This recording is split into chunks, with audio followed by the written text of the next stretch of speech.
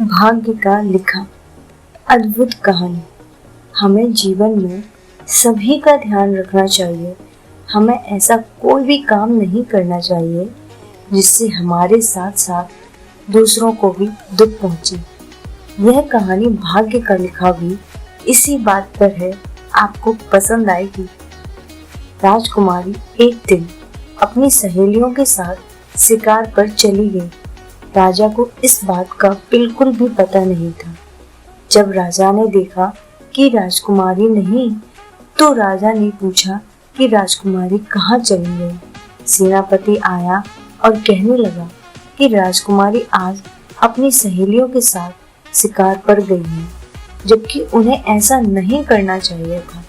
राजा को जब यह बात पता चली तो उन्होंने सिपाहियों को भेजा राजकुमारी को वापस लाने के लिए।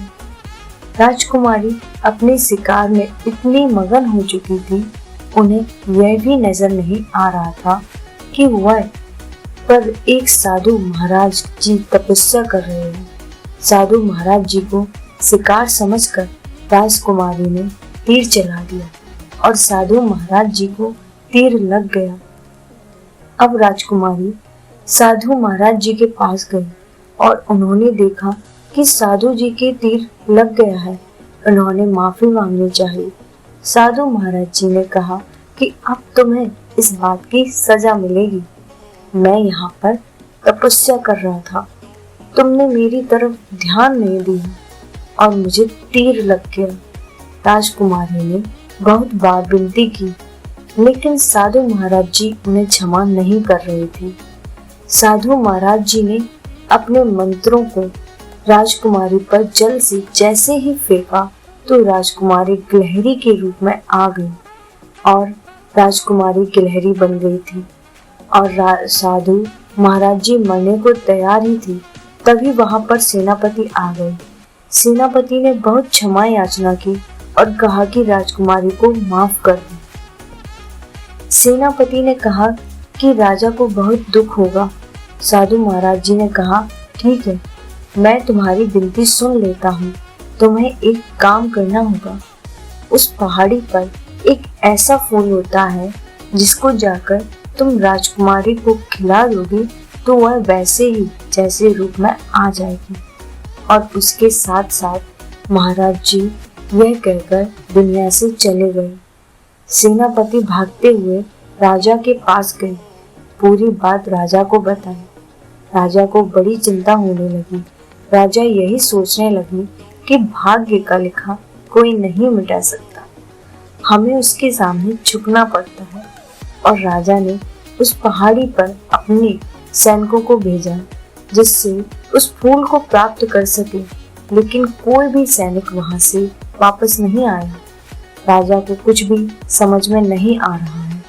जितने भी आदमी हैं वह फूल को लाने के लिए भेजता था, कोई वापस नहीं आ रहा था। राजा को बड़ी चिंता होने लगी। इस तरह तो कभी भी राजकुमारी ठीक नहीं हो पाएंगी। तभी गांव से एक आदमी राजा के पास आया और कहने लगा कि अगर मैं आपकी राजकुमारी को ठीक कर दूं तो आप मुझे अपने राज्य में कोई नौकरी दे दोगे। राजा ने कहा कि अगर तुम यह काम करते हो तो मैं तुम्हें सेनापति बना दूंगा। आदमी बहुत गरीब था और अपनी समस्या से गुजर रहा था।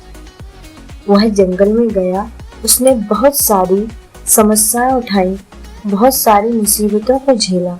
उसके बाद वह फूल लेकर वापस आ गया और राजकुमारी को खिला दिया, जिससे राजकुमारी ठीक हो गई। राजा प्रसन्न हो गए। राजा ने उसे अपने यहाँ पर नौकरी दे दी। ईमानदार आदमी बहुत आगे तक जा सकता है, इसलिए इंसान को ईमानदार होना बहुत जरूरी होता है।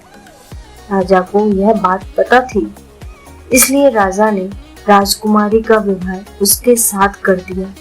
हमें अपने जीवन में ईमानदारी के साथ सभी काम करने चाहिए। हमारी ईमानदारी एक दिन हमें कामयाबी तक पहुंचा देगी। कहानी पसंद आई तो सब्सक्राइब, शेयर और ढेर सारा लाइक करना ना भूलें। कहानी सुनने के लिए धन्यवाद। जय हिंद।